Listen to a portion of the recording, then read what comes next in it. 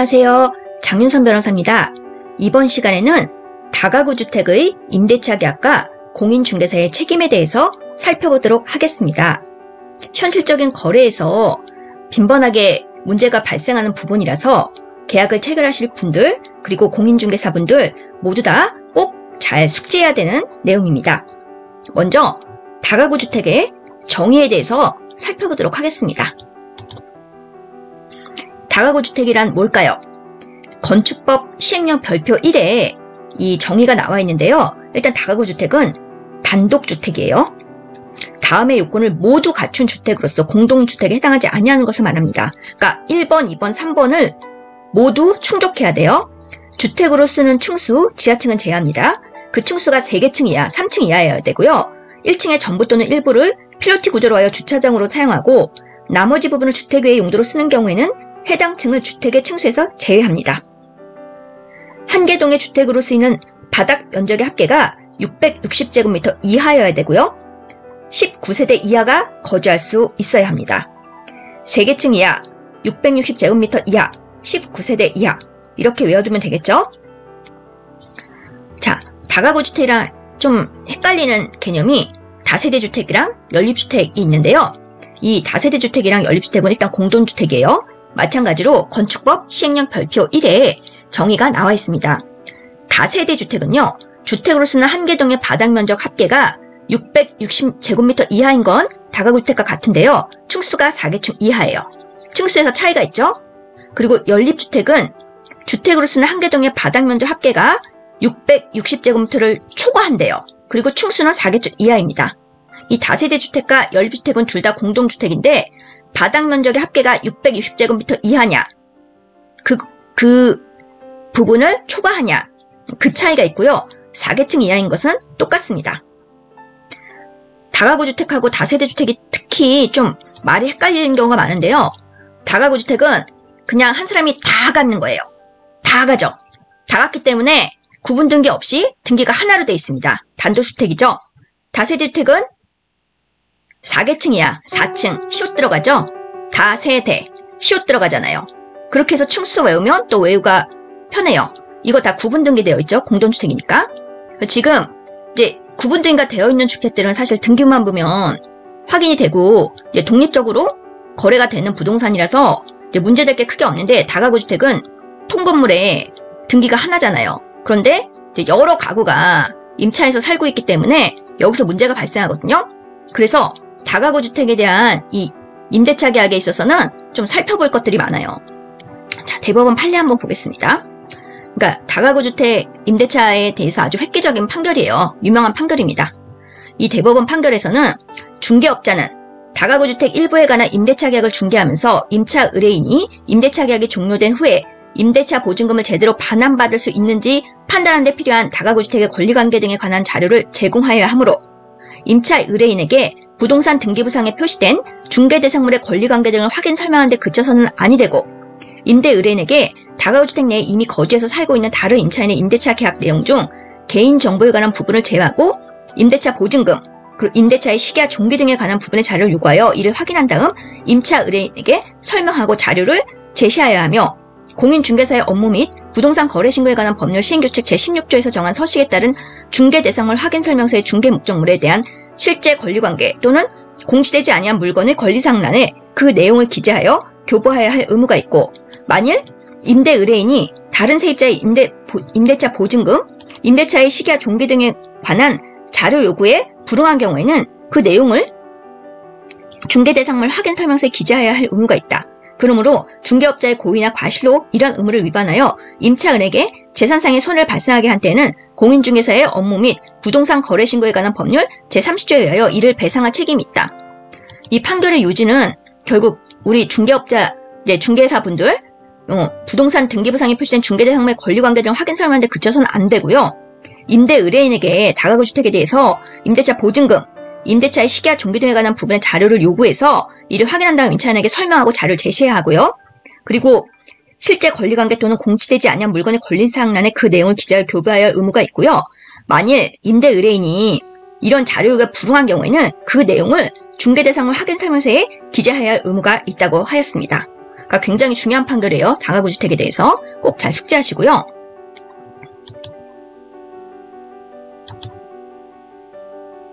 자, 요 같은 판례에서 설시한 또 다른 내용입니다. 공인중개사의 업무 및 부동산 거래 신고에 관한 법률, 그러니까 옛날 법이죠.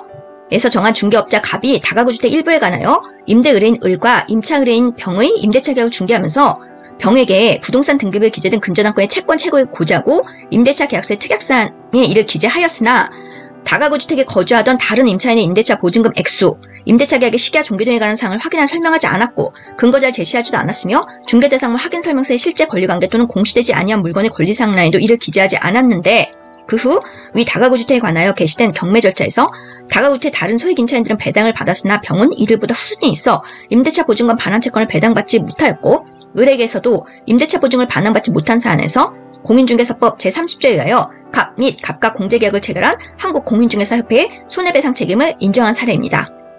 그러니까 지금 등기부에 기재된 근저당권의 채권 최고액만 고지하고 이것만 임대차 계약서 특약사항란에 기재했다고 해서 공인중개사의 의무가 다 끝나는 게 아니라는 거죠. 다가구주택에 거주하던 다른 임차인의 임대차 보증금 액수나 임대차 계획의 시기와 종료 등에 관한 사항을 확인하여 설명하지 않았고 근거자료를 제시하지도 않았고 중개대상물 확인 설명서의 실제 권리관계 또는 공시되지 않은 물건의 권리사항에도 이를 기재하지 않았기 때문에 그러니까 손해배상 책임을 부담하게 된다는 것입니다. 그러면 공인중개사의 책임 범위에 대해서 한번 살펴볼게요. 이 대법원 판례의 원심 판결, 그러니까 2심 판결이었습니다. 다만 원고는 그러니까 임차인이죠. 이 사건 건물의 등기부 등본을 열람한 결과 이 사건 건물이 집합 건물이 아닌 다가구주택 일부임을 알았던 것으로 보이고 이 사건 다가구주택의 형태상 이 사건 건물과 비슷한 면적 및 구조로 된 다른 호실에 관하여 소의 일가 임대차 계약을 체결하여 이미 거주하고 있는 임차인이 다수 존재하고 있을 뿐 아니라 그 임대차 보증금의 액수 또한 원고의 임대차 보증과 동등한 수준일 것임을 충분히 인지할 수 있었으며 게다가 이미 선순위 근저당권이 설정되어 있는 상황 아래에서는 중개인의 근저당권에 관한 설명만을 듣고 계약을 체결할 것이 아니라 중개인 또는 임대인 측에 대하여 이 사건 다가구주택 임대차 보증금의 종부 및 액수 등에 관하여도 설명을 요구하고 이를 확인할 수 있는 자료를 적극적으로 요청하거나 스스로 이 사건 다가구주택의 시가나 선순위 임대차 보증금의 액수 및 임대인의 재정 상태를 확인하여 임대차 보증금의 반환 가능성에 대하여 판단하고 이를 기초로 임대차 계약 체결 여부를 결정하여야 할 것임에도 불구하고 이를 게을리한 채 중개인의 말만을 믿고 섣불리 이 사건 임대차 계약을 체결한 잘못이 있다 할 것이고 원고의 이러한 과실은 이 사건 손해 발생에 상당한 원인으로 작용했다 할 것이므로 이러한 점을 참작하여 피고들이 배상할 할 손해액을 30%로 제한한다. 그러니까 결국 임차인도 본인이 이런 것들을 충분히 인지할 수 있었고 그리고 이런 상황에서는 본인이 자료를 적극적으로 요청을 하거나 아니면 뭐 선순위 임대차 보증금의 액수나 그리고 임대인의 재정 상태, 뭐 주택의 시가 뭐 이런 것들에 대해서 이 본인이 판단하고 이를 기초로 임대차 계약 체결 여부를 결정할 수 있었는데도 이를 게을리했기 때문에 임차인의 과실도 인정했어요. 그래서 지금 공인중개사 분이 책임질 범위는 30%로 제한을 했습니다. 자, 선순위 근저당권이 설정되어 있는 경우 공인중개사의 주의의무를 한번 살펴보겠습니다. 울산지방법원에서 실제로 있었던 판결이에요. 그 내용 한번 살펴볼게요.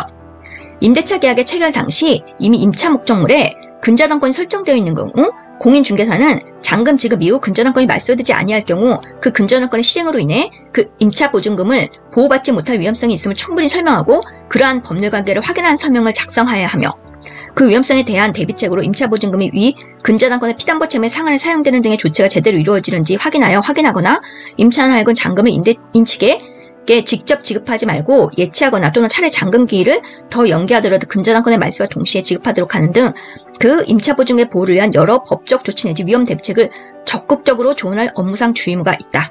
다만 원고도 그 잔금 중 3천만 원 실제로 근저당권의 피담보채무의 변제에 사용된지 확인하지 아니한 점, 앞서와 같이 현금 보관증이나 차용증을 받아들어도 임차보증에 보이는 특별한 보험이 되지 아니한 점은 쉽게 알 수 있는 것임에도 불구하고 피고의 말을 만연히 믿고 특약상을 변경한 점 등 원고가 손해를 입게 된 데 대한 원고의 과실도 원인이 된 점을 비롯하여 앞서 본 바와 같은 이 사건 임대차 계약의 체결 경위 등 재반 사실을 고려하여 피고의 책임을 50%로 제한한다. 그러니까 이미 선순위 근저당권이 설정이 되어 있는데 공인중개사가 잔금 지급 이후 근저당권이 말소되지 아니할 경우에 그 근저당권 실행으로 인해 임차 보증금을 보호받지 못할 위험성이 있음을 충분히 설명하고 그러한 법률관계를 확인한 서명을 작성해야 한대요. 그리고 임차 보증의 보호를 위한 여러 법적 조치 내지 위험 대비책 등을 적절로 조언할 업무상 주의무가 있다고 판시를 했습니다.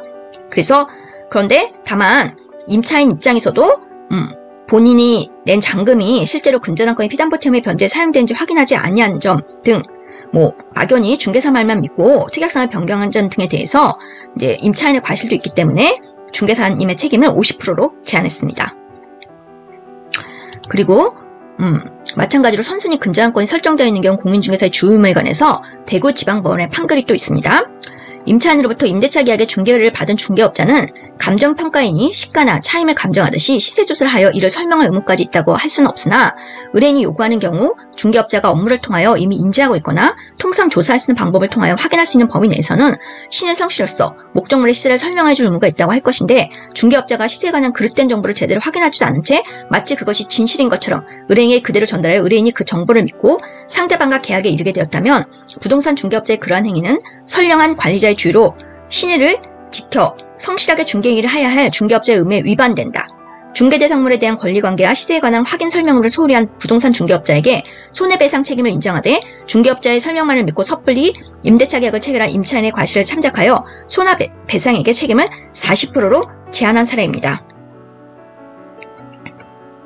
자, 위 판례에서는 이 사건 계약을 중개할 당시 중개사는 원고에게 위 다른 임차인들의 정확한 보증금액과 그 전입신고 및 확정일자 의무 등 배당순위와 관련된 사항을 빠짐없이 설명하지 아니한 채 대략적인 보증금과 월세 액수만을 구두로 제시하였고요. 이 사건 주택의 시세에 관하여는 4억 원이란 소유자의 기대치를 제대로 조사 확인하지도 아니한 채 그대로 전달하면서 시세가 4억 원 이상이 되는데 담보된 채무는 그에 훨씬 미치지 못하므로 원고의 보증금 회수에는 문제 없다고 설명하여 계약 체결을 권유한 과실이 있는 거예요. 이를 믿은 원고로 하여금 이 사건 계약 체결을 이르게 한 사실. 그러나 당시 이 사건 주택의 실제 시세는 3억 원 내에 불과했고 그 지역 부동산 중개업자라면 어렵지 않게 위 시세를 조사 확인할 수 있었던 사실이 인정되었기 때문에 공인중개사의 이제 책임이 인정이 되었죠. 지금 선순위 권리가 있는 근저당권이나 임차권 등이에요. 이런 선순위 권리가 존재하는 부동산에 관하여 임대차 계약을 체결하는 경우 공인중개사 분들은 경매 등이 실행될 경우 임차보증금의 전부 또는 일부를 반환받지 못할 수도 있음을 확인, 설명하고 특약사항안에 꼭 기재하시는 것이 좋습니다. 경매가 실행되어 유찰될 경우에는 매매대금이 20에서 30%씩 계속 떨어지기 때문에 계약 당시의 시세를 머릿속으로 대강 계산해서 보증금 회수에 문제 없다는 식으로 설명하시는 것은 매우 위험해요. 지금 이 사건도 지금 공인중개사분이 대강 주택의 시세가 4억 원이다 이런 말만 믿고 제대로 조사 확인도 아니하면서 그대로 전달하였고요. 시세가 4억 원 이상이 되는데 담보된 채무는 그에 훨씬 미치지 못하니까 원고의 보증금 회수에 문제 없다 이런 식으로 설명을 하신 거예요. 그러니까 지금 그릇된 정보를 제대로 확인하지도 않은 채 마치 그것이 진실인 것처럼 의뢰인에게 전달하여서 의뢰인이 그 정보를 믿고 상대방과 계약에 이르게 되었다면 지금 선량한 관리자의 주의로 신을 지켜 성실하게 중개를 하여 중개업자의 의무에 위반된다고 했죠. 그릇된 정보를 확인하지도 않고 전달하시면 안 되는 겁니다. 자, 그 다음에 임대인이 준 잘못된 자료를 첨부한 경우 이런 사례도 굉장히 많죠. 지금 서울중앙지방법원에서 아주 이제 좀 알아두면 굉장히 유익한 판결이 나왔어요.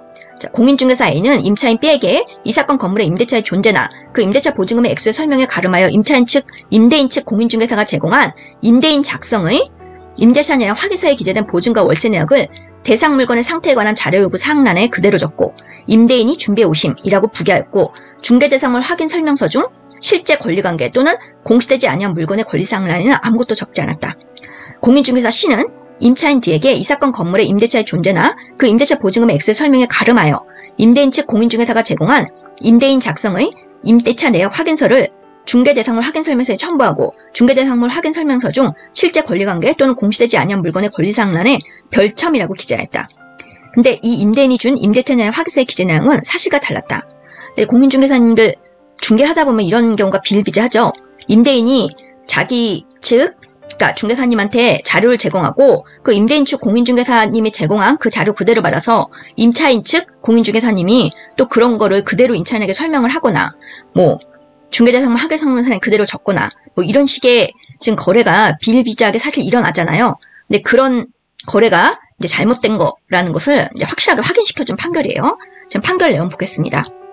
공인중개사의 자료 요구, 확인, 설명, 제시 의무에 대해서 판시를 자세히 해줬어요. 개업 공인중개사는 다가구 주택의 특정 호실에 대한 임대차 계약을 중개함에 있어서 임차 의뢰인이 임대차 계약이 종료된 후에 임대차 보증금을 제대로 반환받을 수 있는지 판단하는 데 필요한 다가구 주택의 권리관계 등에 관한 자료를 제공해야 하므로 임차 의뢰인에게 부동산 등기부상에 표시된 중개대상물 권리관계 등을 확인 설명하는 데 그쳐서는 아니 되고, 임대 의뢰인에게 그 다가구 주택 내에 이미 거주해서 살고 있는 다른 임차인의 임대차 계약 내용 중 개인 정보에 관한 부분을 제하고 임대차 보증금, 임대차의 시기와 종기 등에 관한 부분의 자료를 요구하여 이를 확인한 다음 임차 의뢰인에게 설명하고 그 자료를 제시하여 하며 공인중개사법 시행규칙이 정한 위 서식에 따른 중개대상물 확인 설명서의 중개 목적물에 대한 실제 권리관계 또는 공시되지 아니한 물건의 권리사항란에 그 내용을 기재하여 교부하여야 할 의무가 있고, 만일 임대 의뢰인이 다른 세입자의 임대차 보증금, 임대차의 시기와 종기 등에 관한 자료 요구에 불응한 경우에는 그 내용을 위 중개대상물 확인 설명서에 기재해야 할 의무가 있다. 그러므로 중개업자가 고의나 과실로 이러한 의무를 위반하여 임차인에게 재산상의 손해를 발생하게 한 때에는 공인중개사법 30조에 의하여 이를 배상할 책임이 있다. 유명한 이 대법원 판결, 아까 앞서서 제가 쭉 설명했던 그 판결을 한번 설치를 했어요. 이 서울중앙지법원 판결에서도. 그리고 나서 자, 이 사안에서 공인중개사 법령상 제시할 자료 의무에 대해서 참 자세히 설명을 해줬는데요. 공인중개사 법령 이하 개업 공인중개사의 의무로 규정하고 있는 자료의 제공 또는 임대인에 대한 자료 제공 요청에서 자료는 임대인이 주장한 다가구주택의 권리관계 설명을 뒷받침할 수 있는 공적 기록이나 거래에 관한 문서를 말하는 것으로서 그에 의하여 임대차 보증금, 임대차의 시기와 종기가 객관적으로 확인될 수 있는 주택임대차보호법 제3조 6의 확정일자부 임대차 계약 현황서나 임대차 계약서 등을 말하는 것이지, 이러한 객관적 자료의 첨부 없이 임대 의뢰인 자신의 설명 자체나 그 설명을 그대로 기재한 문서는 여기에 해당하지 않는다. 그러니까 객관적인 공적 자료를 첨부하는 거죠. 지금 주택임대차보호법 제3조 6에 나와 있는 그 자료 있잖아요. 확정일자부 임대차 계약 현황서나 임대차 계약서 등 이런 것들을 이런 자료가 그 자료지, 객관적 자료 첨부 없이 임대 의뢰인이 자신의 설명 자체 그리고 그 설명을 그대로 기재한 문서는 여기에 해당하지 않는다고 했어요. 왜냐하면 거래 상대방인 임대 의뢰인으로서는 임대차 사항과 권리관계에 관한 정보를 독점하고 있고, 거래를 유리하게 성사시키기 위해 권리관계를 감추거나 과장해서 설명할 위험이 있는 점 등을 고려해서 임차 의뢰인의 개업 공인중개사에게 임대인에 대한 이러한 자료 제출 요구와 제시 의무, 그 불이행 사실에 대한 기재 의무를 부여한 것이므로, 지금 보시면 임대인은 정보를 독점하고 있죠. 그리고 거래를 유리하게 성사시키기에 권리관계를 감추거나 과장해서 설명할 위험이 있다는 거예요. 그러니까 임대인은 한마디로 거짓말을 할 가능성이 얼마든지 있기 때문에 임대인이 한 말 그대로 믿거나 임대인이 기재한, 그러니까 설명한 자료 같은 거 그대로 전달하거나 이러면 안 된다는 거죠. 공인중개사가 임대인의 설명을 그대로 전달하는 것만으로 위 법령의 목적을 전혀 달성할 수 없어 그 의무가 이행된 것으로 평가할 수 없기 때문이다. 공인중개사님들 이거 정말 잘 기억하셔야 돼요. 임대인이 준 자료만 그대로 믿고 첨부하시거나 그대로 기재하시면 안 되는 겁니다. 다만 이 사안에서도 손해배상 책임을 제한을 했는데요.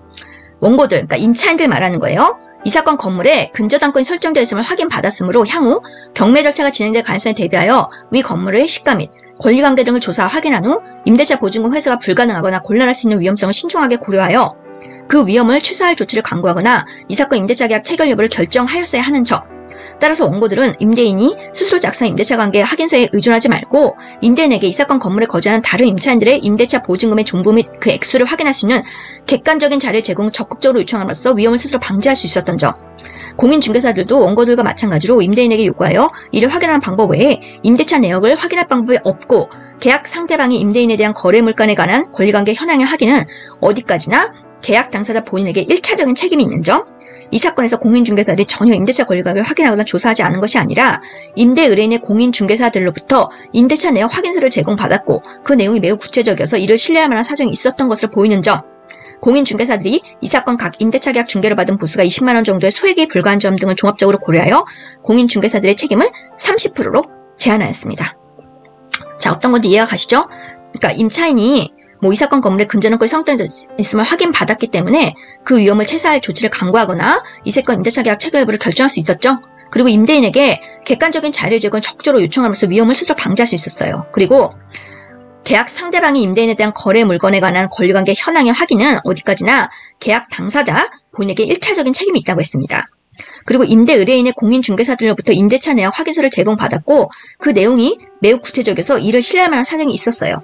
그리고 공인중개사님들이 받은 보수가 20만 원 정도로 소액에 불과한 점 등이 다 과실상계 부분에서 참작이 되었습니다. 그래서 공인중개사님의 책임을 30%로 제한하였습니다.